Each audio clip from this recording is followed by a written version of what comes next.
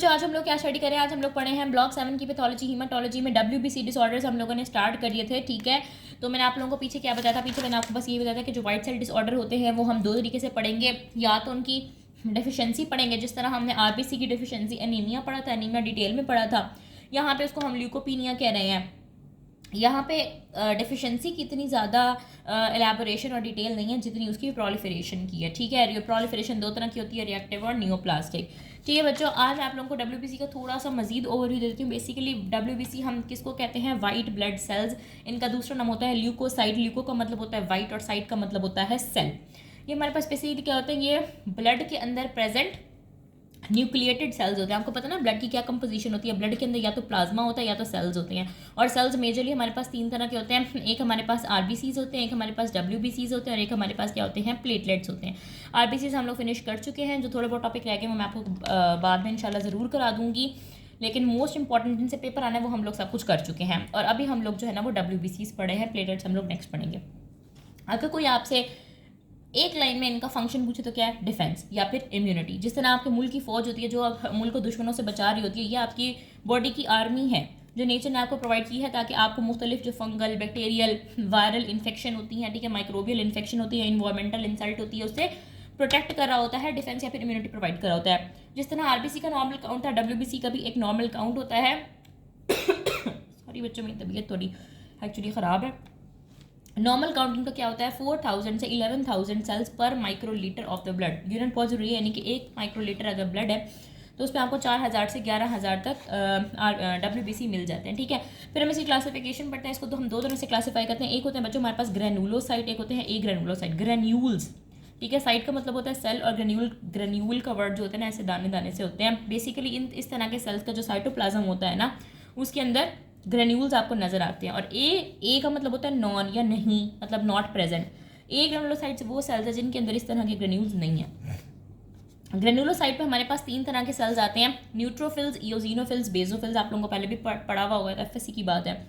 और एक ग्रेनुलोसाइट पे हमारे पास दो तरह के सेल्स आते हैं, मोनोसाइट और लिम्फोसाइट। अब जो सेल्स हमारे पास सबसे ज़्यादा इंपॉर्टेंट होते हैं और उनका काउंट सबसे ज़्यादा होता है वो होते हैं न्यूट्रोफिल्स। ठीक है, 60 to 70% हमारे पास न्यूट्रोफिल्स होते हैं, बाकी सारे कमी। और यहाँ से देखा जाए तो लिम्फोसाइट सबसे ज़्यादा होते हैं, 20 to 40% होते हैं। ये इसका जनरल ओवरव्यू है। अगर हम इसका थोड़ा सा लीनिएज की बात करें या थोड़ा सा इसके प्रोजेनिटर सेल्स की बात करें तो बच्चों हिमेटोपोटिक स्टेम सेल्स होते हैं, मल्टीपोटेंट। ये माइलॉइड लीनिएज में भी जा सकते हैं और लिम्फॉइड में भी। माइलॉइड में जाएंगे तो वहाँ से न्यूट्रोफिल, इओसिनोफिल, बेसोफिल और मोनोसाइट प्रोड्यूस करेंगे। लिम्फॉइड लीनिएज में जाएंगे तो लिम्फोसाइट। लिम्फोसाइट फिर आगे हमारे पास दो तरह के होते हैं, एक हमारे पास होते हैं बी लिम्फोसाइट या फिर बी सेल्स। ठीक है, जिनका फंक्शन क्या होता है, एंटीबॉडी फॉर्मेशन। ठीक है, एंटीबॉडीज़ क्या होती हैं, एंटीबॉडीज़ वो खास तरह की प्रोटीन्स होती हैं जो कि एंटीजन के रिस्पॉन्स पे बनती हैं और एंटीजन के साथ कंबाइन करके उसको न्यूट्रलाइज कर देती हैं। वो एंटीजन किसका होता है, वायरल भी हो सकता है, बैक्टीरियल भी हो सकता है। तो बेसिकली एंटीबॉडीज़ आपकी बॉडी की इम्यूनिटी प्रोवाइड कर रही होती हैं जो बी सेल बना रहे होते हैं। बी सेल क्या है, लिम्फोसाइट है। इसके अलावा टी लिम्फोसाइट है। टी लिम्फोसाइट फिर बहुत तरह के होते हैं, साइटोटॉक्सिक भी होते हैं, हेल्पर भी होते हैं, रेगुलेटरी भी होते हैं। ये आप ना बेसिकली इम्यूनो में पढ़ोगे, इम्यूनो आपके इसी ब्लॉक का पार्ट है, वो आप लोग लिविंगस्टन से कवर करना। मैं आपका होगा तो मैं भी कवर करा दूंगी, कोई मसला वाली बात नहीं है। इसके अलावा नेचुरल किलर सेल्स होते हैं जिन्होंने कैंसर सेल्स को मारना होता है या फिर वायरस इन्फेक्टेड सेल्स को मारना होता है। तो बच्चों ये हमारे पास WBC का एक जनरल ओवरव्यू है, क्या फंक्शन होता है, नॉर्मल काउंट कितना होता है, क्या क्लासिफिकेशन है और किस तरह से इसकी लीनिएज चलती है। ठीक हो गया बच्चों, अब हम लोग स्टार्ट करते हैं टॉपिक वाइज। सबसे पहला टॉपिक आपकी बुक में ल्यूकोपीनिया एक्सप्लेन्ड है। जिस तरह अनीमिया था उसी तरह ल्यूकोपीनिया है। अनीमिया का मतलब था RBC कम, ल्यूकोपीनिया का मतलब क्या होगा कि WBCs कम है। और WBCs भी मेजरली कौन से कम, ग्रेनुलोसाइट। मैंने आपको अभी बात बताई है कि ये जो हमारे पास न्यूट्रोफिल्स होते हैं ना वो ही उन्हीं को ही हम मेजरली कंसीडर कर रहे होते हैं एज WBCs। ठीक है, बाकी सबका काउंट बहुत कम होता है, बेसोफिल, इओसिनोफिल बहुत कम होते हैं, 1% 2%। न्यूट्रोफिल 60 to 70% होते हैं। तो जब हम कह रहे हैं ल्यूकोपीनिया तो उसका मतलब होगा ग्रेनुलोसाइट का काउंट कम है। ठीक है, और जब हम एक और टर्म होती है हमारे पास लिम्फोपीनिया। लिम्फोपीनिया स्पेसिफिकली हम लोग बोलते हैं कि लिम्फोसाइट का काउंट कम है। अब इनके अलग अलग रीजंस हैं। ल्यूकोपीनिया क्या है, WBC मतलब कि ग्रेनुलोसाइट का काउंट कम। लिम्फोपीनिया क्या है, लिम्फोसाइट का काउंट कम। आसान चीज़ें बच्चों में बहुत ज़्यादा डिटेल में नहीं जा रही क्योंकि आगे वाले जो टॉपिक है ना CML, AML, मल्टीपल माइलोमा, वो ज़्यादा इंपॉर्टेंट चीज़ें हैं। ये चीज़ें हैं कि बस आपको पता होनी चाहिए, इनमें से पेपर में इतना ज़्यादा कुछ नहीं पूछा जाएगा। तो ल्यूकोपीनिया क्या है हमारे पास, ग्रेनुलोसाइट का काउंट कम। लिम्फोपीनिया क्या है, लिम्फोसाइट का काउंट कम। अब इनकी अपनी अपनी रीजंस है। कि भाई अगर WBC का काउंट कम हो रहा है, ग्रेनुलोसाइट का काउंट कम हो रहा है, तो उसकी क्या वजह हो सकती है, लिम्फोसाइट का काउंट कम हो रहा है उसकी क्या वजह हो सकती है। तो पहले हम लिम्फोपीनिया की कॉजेज पढ़ते हैं। तो बच्चों वो कहते हैं कि लिम्फोसाइट के काउंट कम की क्या वजूहत हो सकती हैं। HIV, किसी बंदे को अगर एड्स है, ठीक है, ह्यूमन इम्यूनोडेफिशिएंसी वायरस, उस पर आपने पढ़ा होगा कि जो बॉडी की इम्यूनिटी होती है वो बहुत ज़्यादा कम हो जाती है, बेसिकली लिम्फोसाइट उसके अंदर कम हो जाते हैं, ठीक है। दूसरी बात, इम्यूनोडेफिशिएंसी स्टेट, बंदा किसी भी ऐसी बीमारी में मुब्तला है या बीमारी ना भी हो, थर्ड ट्राइमेस्टर ऑफ प्रेगनेंसी भी इवन एक ऐसी कंडीशन हो जिसके अंदर बंदे की जो इम्यूनिटी है वो बहुत ज़्यादा कम है, वो बहुत मेल नरिश्ड है, वीक है, थर्ड ट्राइमेस्टर ऑफ प्रेगनेंसी है, डायबिटीज़ है, HIV का पेशेंट है, मेलिग्नेंसी का पेशेंट है, ठीक है। और नेक्स्ट है कॉर्टिकोस्टेरॉइड का इस्तेमाल। कॉर्टिकोस्टेरॉइड्स आपको पता है कि जो स्टेरॉइड्स होते हैं वो क्या करते हैं, आपकी बॉडी की इम्यूनिटी को कम कर देते हैं, वही उनका मैकेनिज्म ऑफ एक्शन होता है कि उन्होंने बेसिकली आपकी बॉडी से इन्फ्लेमेशन को कम करना होता है, इन्फ्लेमेशन कम करने के लिए WBCs को कम करना होता है। सो लिम्फोपीनिया की 3 कॉजेज हम लोगों ने पढ़ ली। नेक्स्ट हमारे पास टर्म आ जाती है न्यूट्रोपीनिया या फिर ग्रेनुलोसाइटोसिस। न्यूट्रोपीनिया का क्या मतलब है, वही उसी को कह रहे हैं बच्चों, ग्रेनुलोसाइटोपीनिया को ही न्यूट्रोपीनिया कह रहे हैं। न्यूट्रोपीनिया हमारे पास क्या होता है, न्यूट्रोफिल्स का काउंट कम हो जाएगा। पीनिया का मतलब जहाँ पे भी होगा उसका मतलब डिफिशिएंसी है, साइटोसिस जहाँ पे भी होगा उसका मतलब है ज्यादती। तो न्यूट्रोपीनिया के अंदर हमारे पास WBC का काउंट बहुत ज़्यादा कम हो जाता है, और यही कंडीशन अगर बहुत सवेयर हो जाए तो उसको हम कहते हैं ग्रेनुलोसाइटोसिस। ए का मतलब है नॉन, यानी कि नहीं। ग्रेनुलोसाइटोसिस का मतलब है ग्रेनुलोसाइट की बढ़ोतरी या फिर इनका नंबर ज़्यादा होना, यानी कि जो ग्रेनुलोसाइट है उसका नंबर ज़्यादा नहीं हो रहा, वही न्यूट्रोपीनिया ही। बस एक हम स्वेयर के लिए इस्तेमाल करते हैं, हम लेस स्वेयर के लिए इस्तेमाल करते हैं। अब बच्चों इनका रिजल्ट क्या होगा, चाहे ल्यूकोपीनिया हो रहा है चाहे न्यूट्रोपीनिया हो रहा है, सबका एक ही रिजल्ट है, बॉडी कई तरह की इन्फेक्शन में मुब्तला हो सकती है। वो बैक्टीरियल भी हो सकती है, वो फंगल इन्फेक्शन भी हो सकती है। और ऐसा कब होगा, जब वाइट ब्लड सेल का काउंट 500 सेल्स से कम नीचे चला जाएगा। अभी मैंने आपको बताया था कि नॉर्मल रेंज इसकी क्या है, 4000 से 11,000। तो जब 4000 से नीचे जाएंगे तो हम उसको तभी लेवल कर देंगे कि WBC काउंट कम है। लेकिन जब इतना कम हो जाएगा कि आपके बॉडी के अंदर 500 सेल्स पर माइक्रोलीटर से कम रह गया, तब बॉडी बहुत ज़्यादा जो है ना वो बैक्टीरियल और फंगल इन्फेक्शन में जा सकती है, ठीक है बच्चों। अब हम इसकी पैथोजेनेसिस पढ़ते हैं कि जो WBC का काउंट कम हो रहा है ना, उसकी 2 मेजर रीजंस है। अब ये हो सकता है कि जो ग्रेनुलोसाइट है ना उसकी प्रोडक्शन ही बॉडी के अंदर नहीं हो रही, यानी कि बन ही नहीं रहे, ठीक है, एजेनेसिस है। और दूसरा रीज़न है कि जो ग्रेनुलोसाइट है वो बन तो रहे हैं लेकिन उनकी डिस्ट्रक्शन बहुत जल्दी हो रही है। बच्चों वही अगर आप गौर करो, वही RBC वाली चीज़ नहीं है।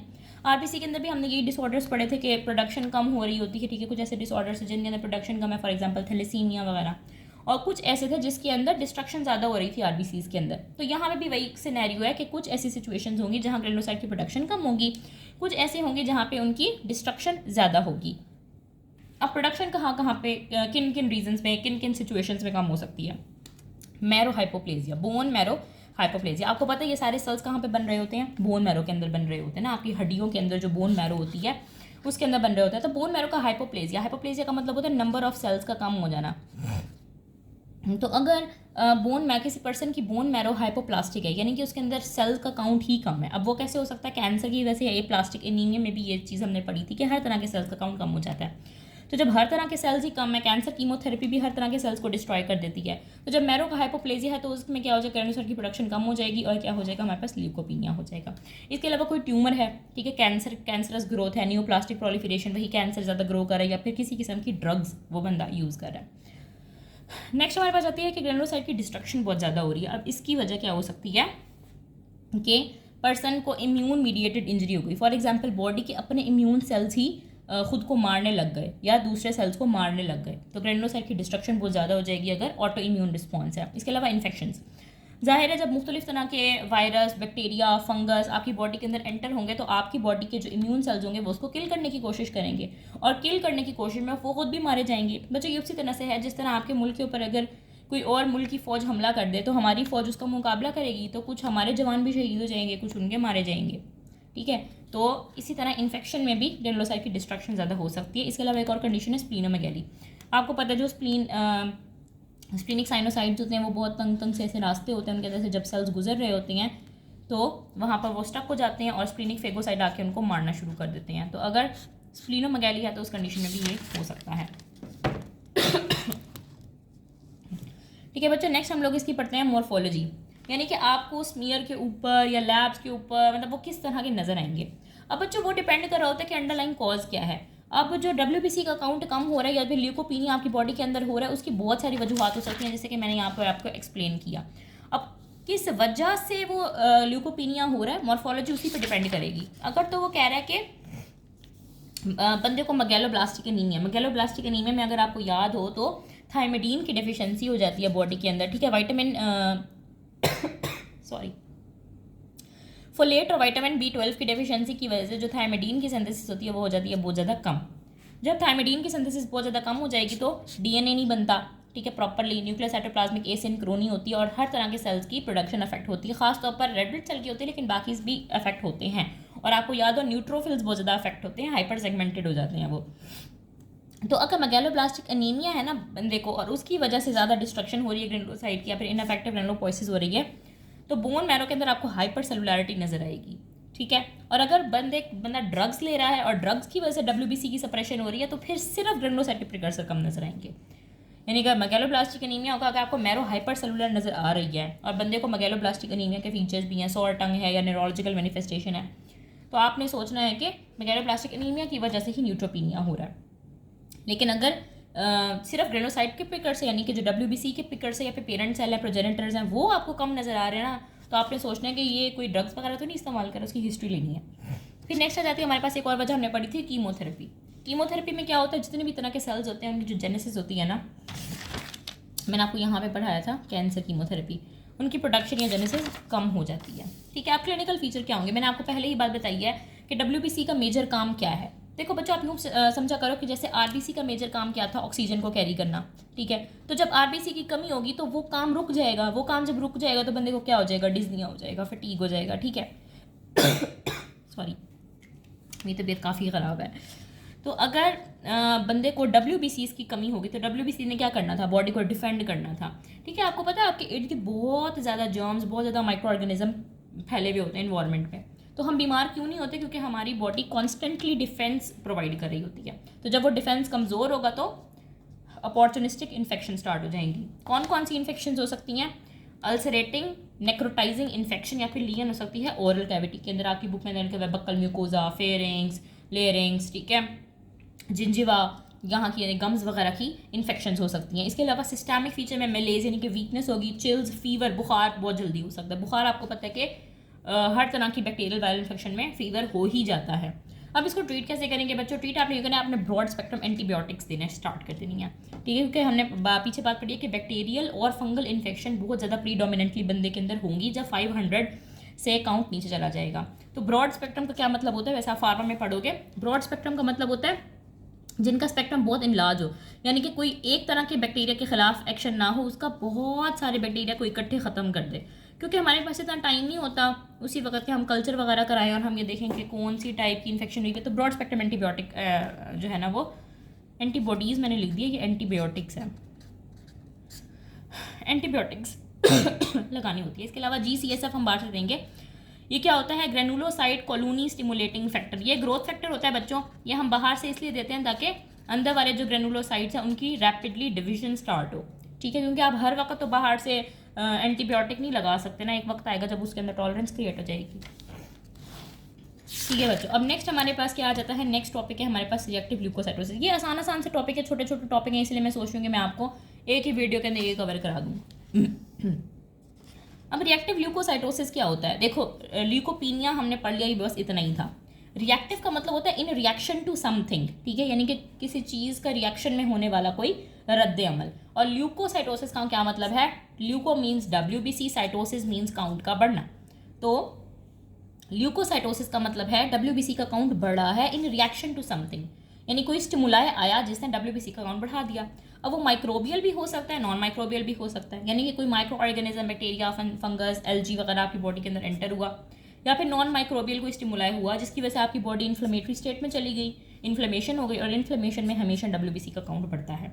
अब बच्चों ये चीज़ बहुत ज़्यादा इंपॉर्टेंट, आपको पता होना चाहिए कि कौन सा सेल किस इन्फेक्शन के अंदर इंक्रीज होता है, ठीक है। ये मेडिसिन के टॉपिक में भी पूछा जाता है, पैथो में शायद इतना ना पूछा जाए, लेकिन मेडिसिन के पॉइंट ऑफ व्यू से बहुत इंपॉर्टेंट है। ये हमारा हॉस्पिटल में आया था, हमसे हमारा TB का सिनेरियो था और उसके अंदर हमसे ये पूछ रहे थे कि आप CBC के अंदर क्या देखेंगे एंड एवरीथिंग ना। तो सबसे पहले न्यूट्रोफिल्स आपको पता है सबसे ज़्यादा यही होते हैं, एक न्यूट्रोफिलिया और एक लिम्फोसाइटोसिस।